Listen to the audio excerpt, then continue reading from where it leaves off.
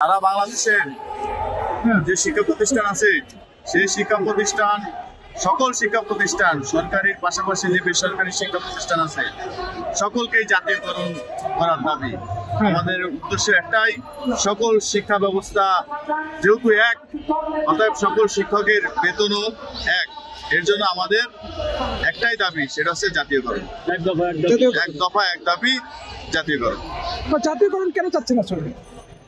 যেহেতু শিক্ষা ব্যবস্থা সারা বাংলাদেশে একই কারিকুলামে সব লেখাপড়া, তাহলে একই পাঠ্যসূচিতে লেখাপড়া, সেই সরকারি স্কুলে যে সমস্ত শিক্ষকের যে যোগ্যতা, আমরা বেসরকারি স্কুলের শিক্ষকদের সে একই যোগ্যতা অর্জন করে আমরা শিক্ষকতা পেশায় এসেছি।